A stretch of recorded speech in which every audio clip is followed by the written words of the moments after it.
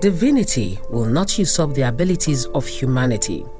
God will not do for man that which man must do for himself. In other words, as humans, we should learn to tackle challenges within the scope of human abilities, either as individuals or as a society. And one of such challenges that is by no means peculiar to Nigeria is youth unemployment.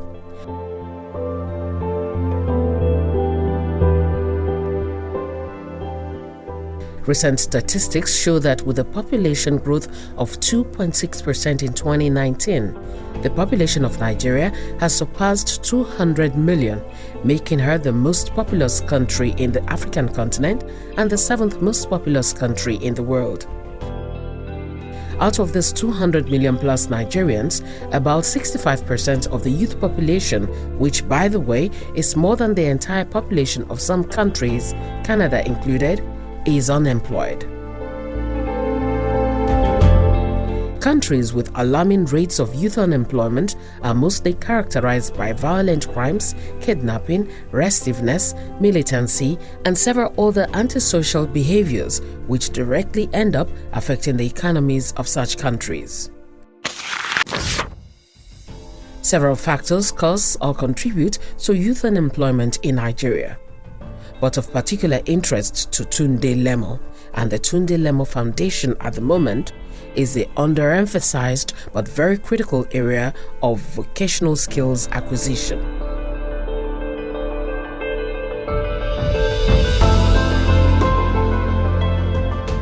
But first, who is Tunde Lemo? Babatunde Olakunle Lemo was born to Chief Ezekiel Olukolajo Lemo and Madam Eunice Olufolake Lemo, née Olubiyi, on the 28th day of December 1959 at the Sacred Heart Hospital, Abeokuta.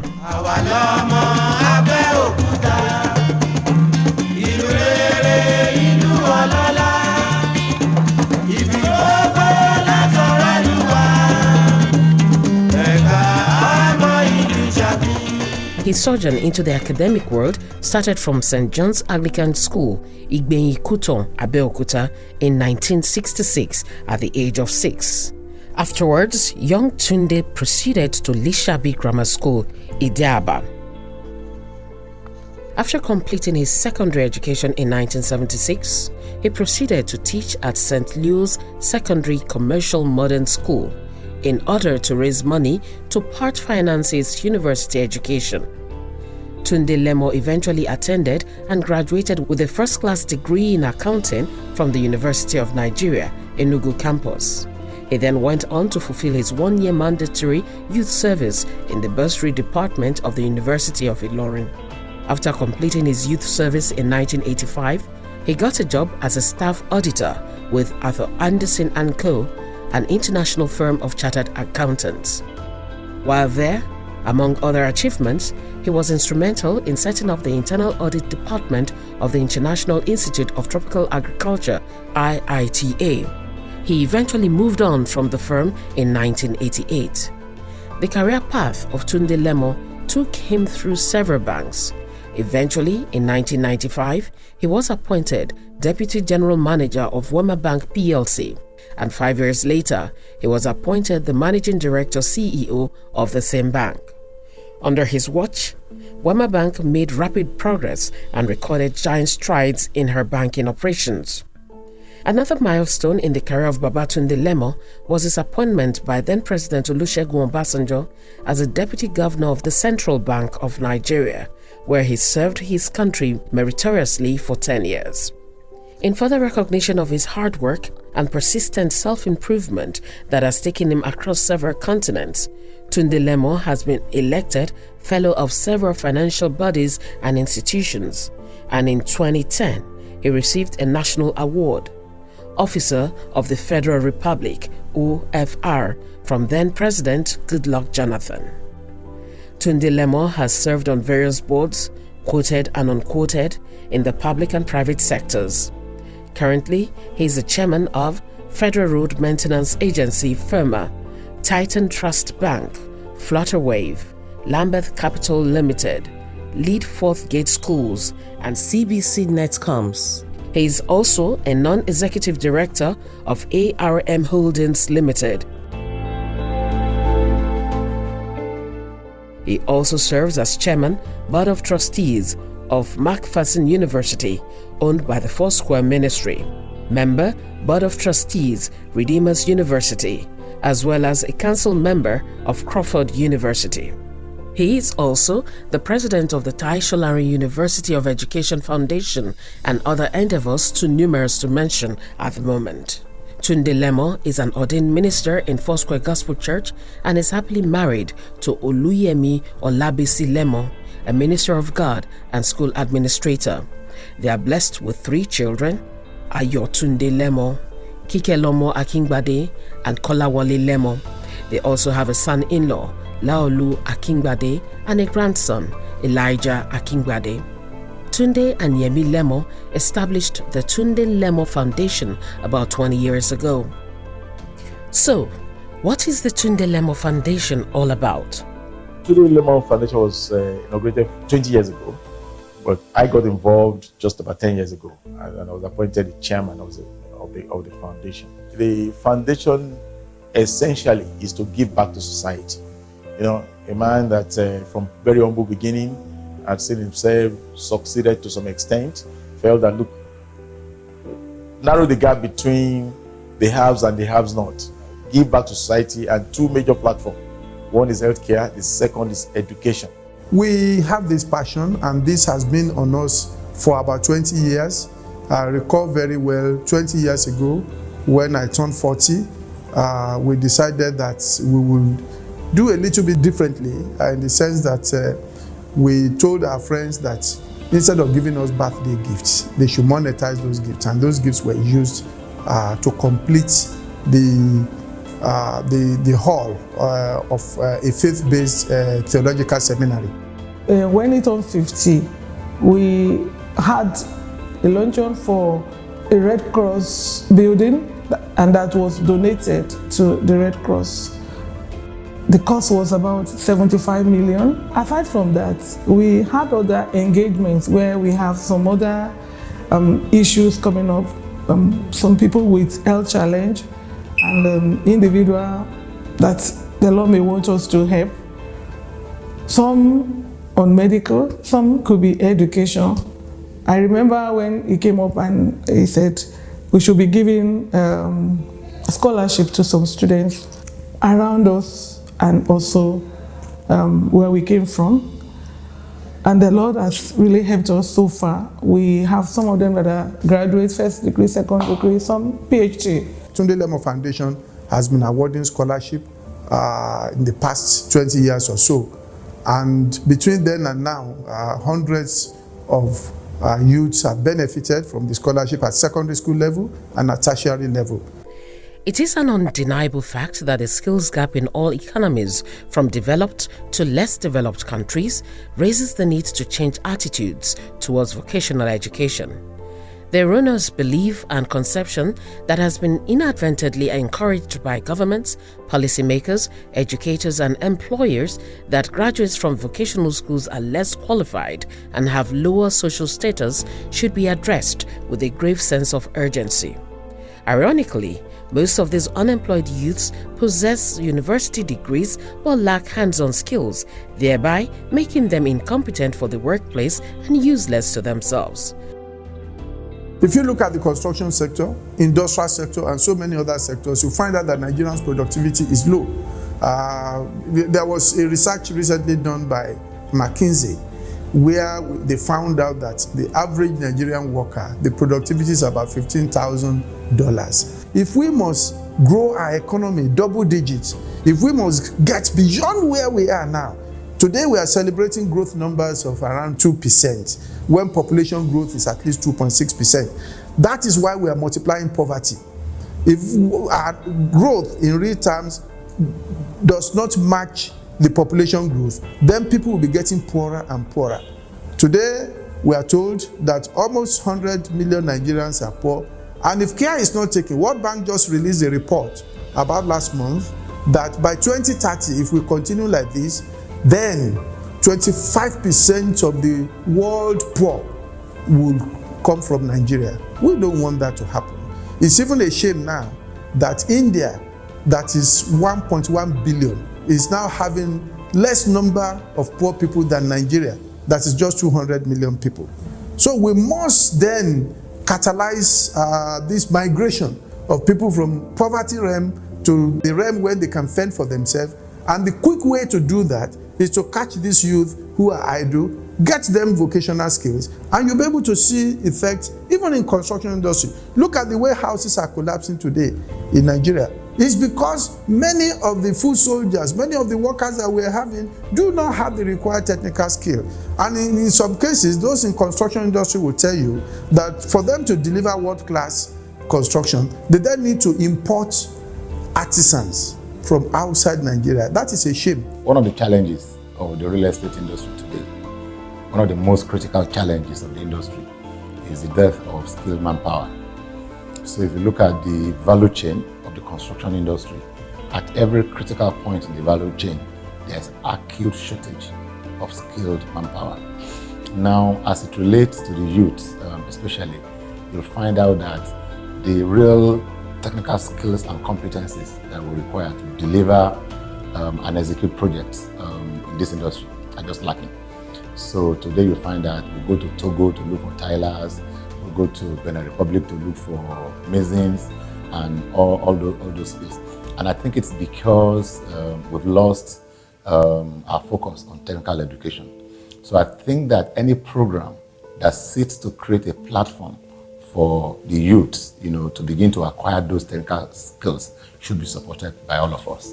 So, how exactly does the Tunde Lemo Foundation plan to execute her project dubbed Lend a Helping Hand?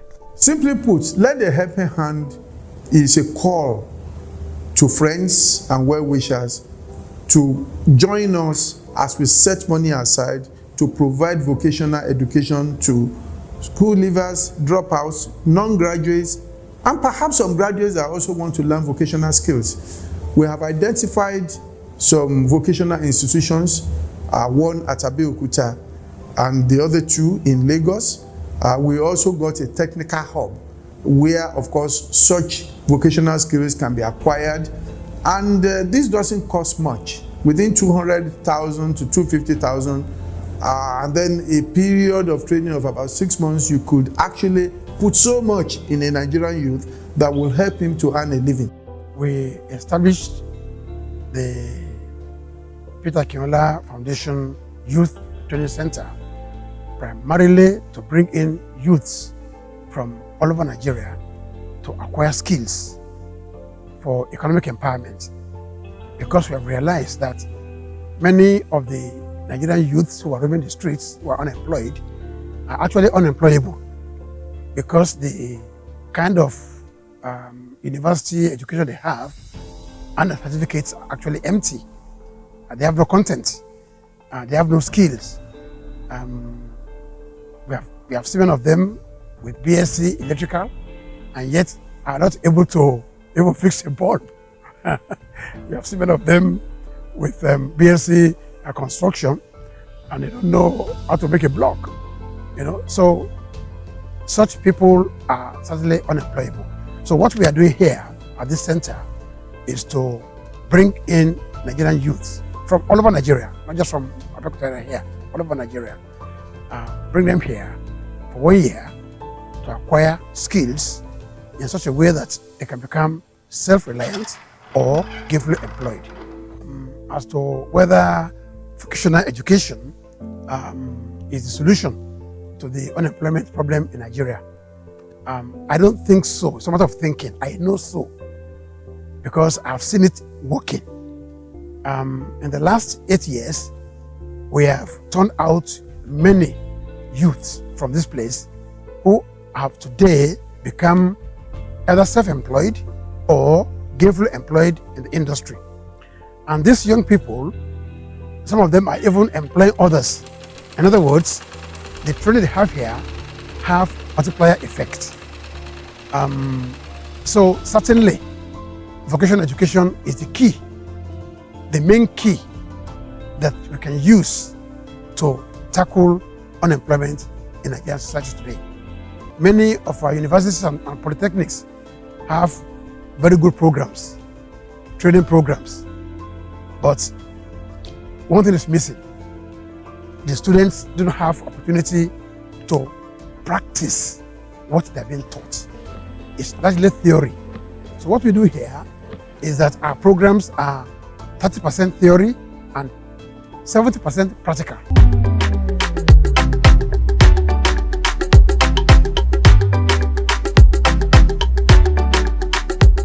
The force of the reputation that this institute has built amongst practicing mechanics, especially the two main mechanical stations in Nigeria, NATA, will get recommended to governments and sponsors that if you really want your money to be impactful, go meet those people in automotive skills and enterprise empowerment of the youth. We have evidences. We will go on the shop floor and talk randomly to people ranging from those without any form of education beyond primary school to school leavers to graduates. This is one industry that I must emphasize still has a profound shortage of skilled manpower.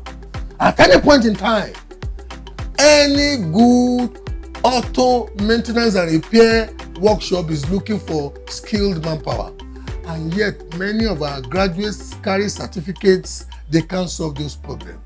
Certificates don't solve problems. Skilled human beings solve problems. I trained here as an automotive engineer, though I studied agricultural engineering as my first degree. But I trained as an automotive engineer. Now I'm a staff and I can do major repairs on vehicles, more of mechanical.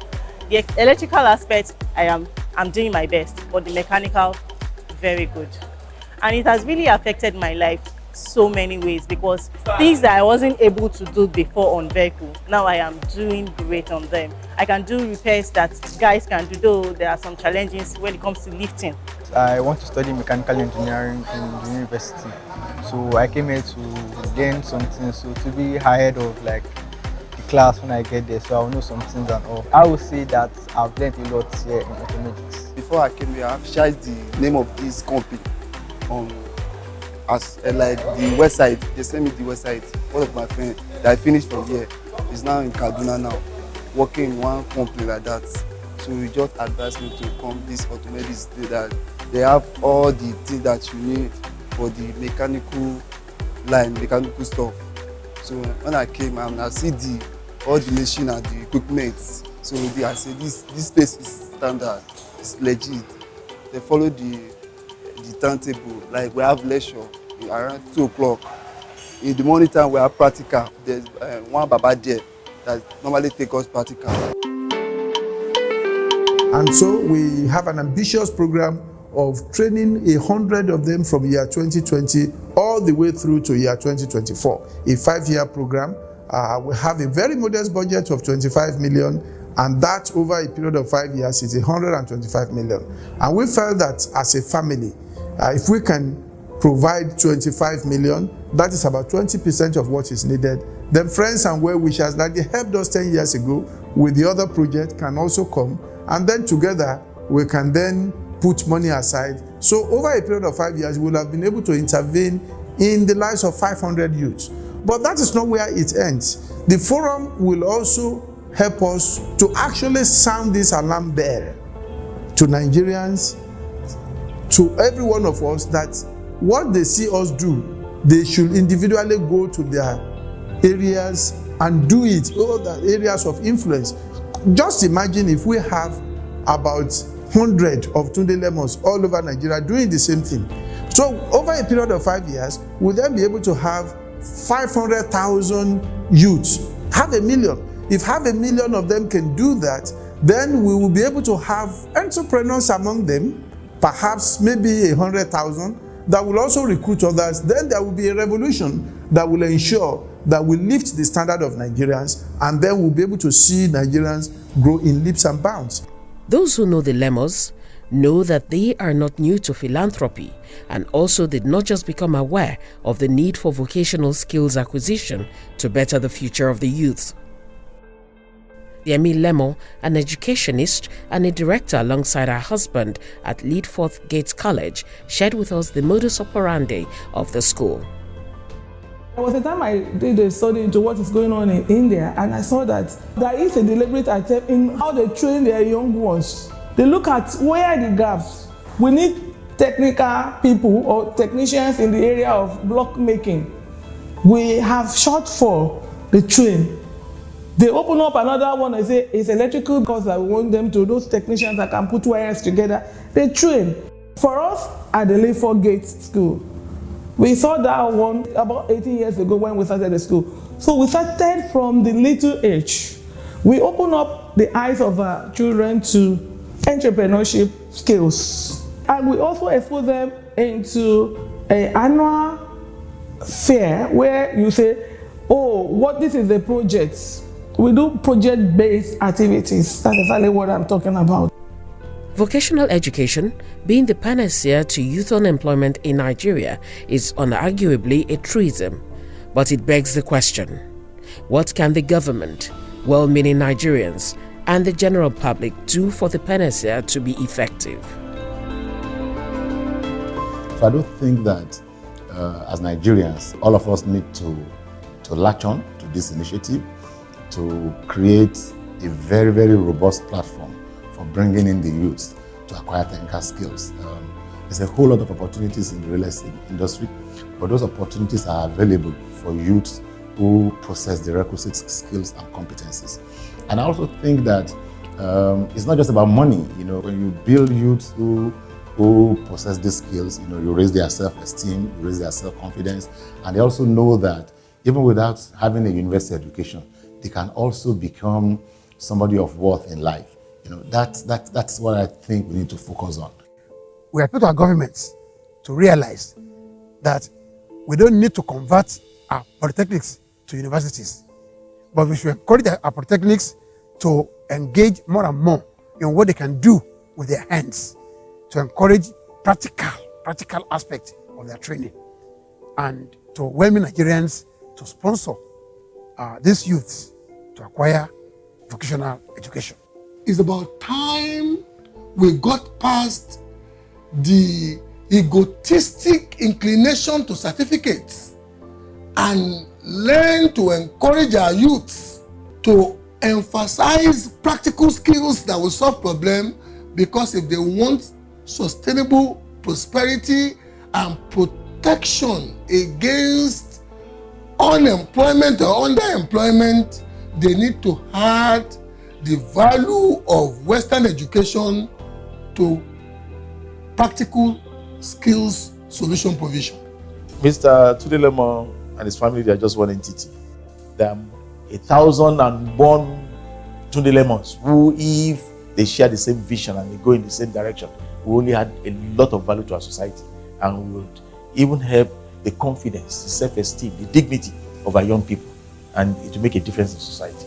So what we're saying now is that give something back to them. And the most interesting thing about this program is that within the next 5 years, God helping us, at least we want to touch 500 people, because we are set to attend to 100 per annum, and this program is set for the next 5 years. Thank you very much, ladies and gentlemen, for attending this program. Yes, we're wrapping it around our birthday, but the main focus is to lend a helping hand.